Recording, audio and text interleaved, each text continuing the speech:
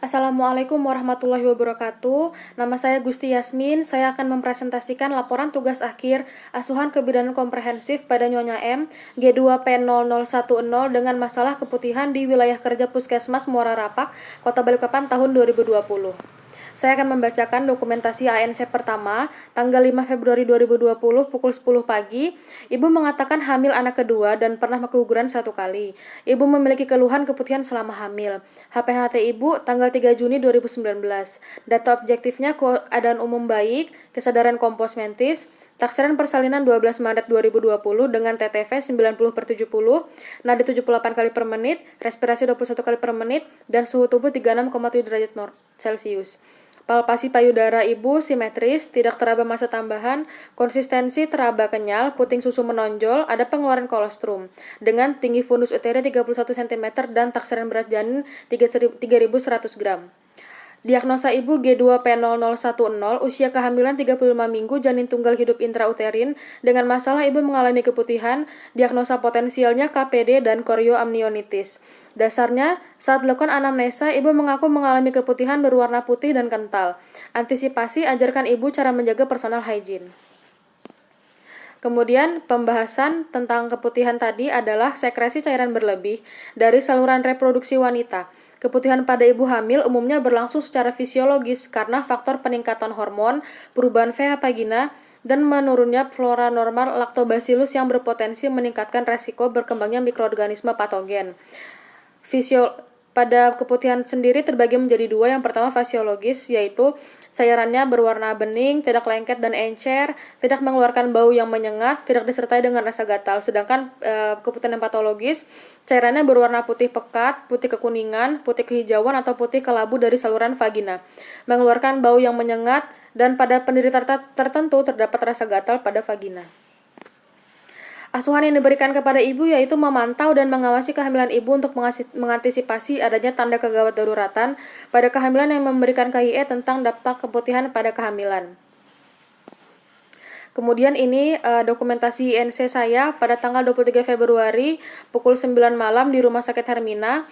Jadi ibu datang ke rumah sakit pukul 9 malam, kemudian dilakukan pemeriksaan dalam, hasilnya adalah vulva uretra tidak ada kelainan, tampak pengeluaran lendir, tidak ada luka parut vagina, porsio tebal dan lembut, pembukaan 2 cm, Evisman 40%, ketuban negatif, masuk HOK2, tidak teraba bagian kecil janin dan tidak teraba tali pusat menumbung. DJJ bayi 145 kali per menit, irama teratur dan kuat. HIS 3 kali dalam 10 menit, lamanya 20-25 detik. Pada pukul 12 malam, pemeriksaan dalam dilakukan dan didapatkan hasil pemeriksaan vulva tidak ada kelainan, porsio tidak teraba, pembukaan 4, Evisman 40%, ketuban sudah negatif. Warna ketuban jernih, HOK3, tidak teraba bagian kecil janin dan tidak teraba tali pusat menumbung. HIS ibu 5 kali 10 menit, lamanya 50-55 detik. Intensitas kuat. Dan DJA bayi 135 kali per menit dengan irama teratur.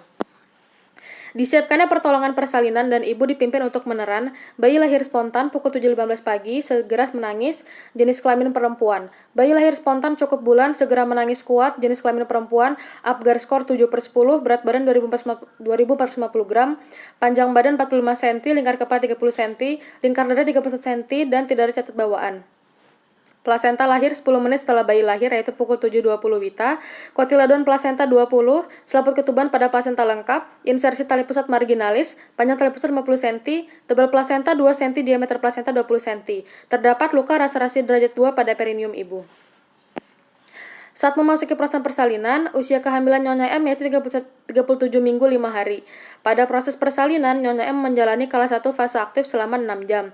Hal tersebut sesuai antara teori dan praktik menurut Manuaba. Pada umumnya, kelas 1 berlangsung selama 8 jam pada krimi gravida.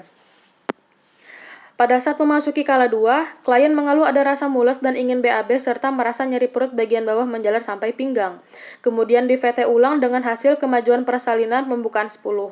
Pada saat pembukaan lengkap, ibu dipimpin untuk meneran.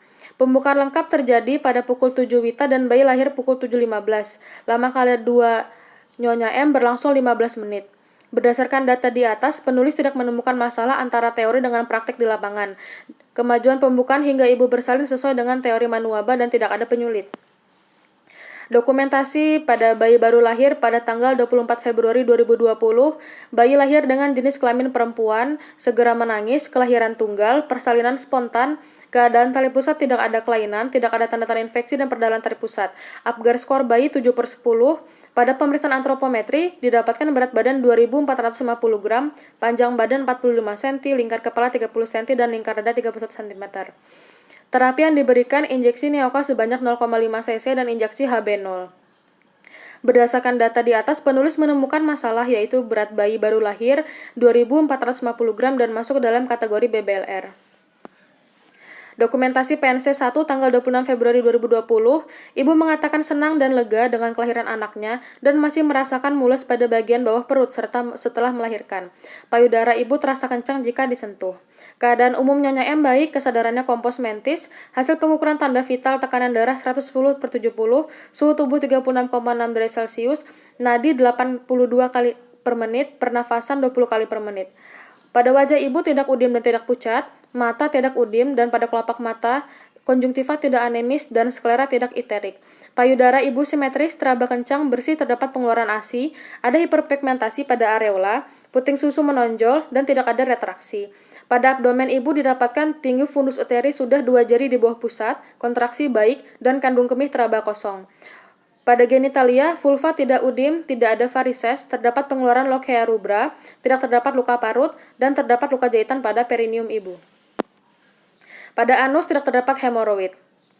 Diagnosa ibu P2011 postpartum 3 hari dengan masalah mules pada bagian bawah perut dan payudara terasa kencang. Kondisi masa nifas Nyonya M dirasa sudah cukup baik dan berlangsung normal, sesuai dengan teori Suherni yang menyatakan tujuan kunjungan pertama yaitu mencegah perdarahan masa nifas, mendeteksi dan merawat penyebab perdarahan, memberi konseling pada ibu dan keluarga, mobilisasi dini, pemberian ASI awal, menjaga bayi agar tetap sehat dan cara mencegah hipotermia. Dokumentasi swab PNC 2 tanggal 5 Maret 2020, ibu mengatakan ASI di payudara kiri lebih sedikit, keadaan umumnya baik, kesadaran kompos mentis, hasil pengukuran tanda-tanda vital 110/70, suhu 36,5, nadi 80 kali per menit, pernafasan 20 kali per menit.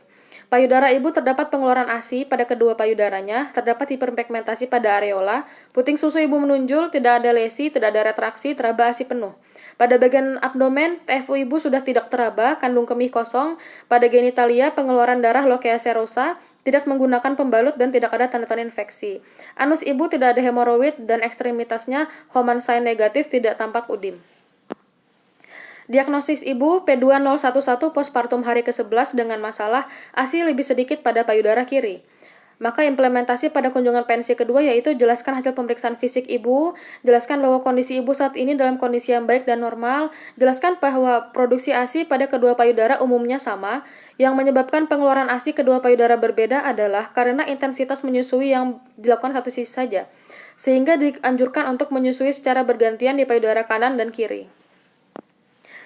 Pada tanggal 5 Maret dilakukan kunjungan kedua 11 hari postpartum, ibu mengeluh ASI yang keluar lebih banyak pada payudara sebelah kanan dan lebih sedikit di payudara sebelah kiri.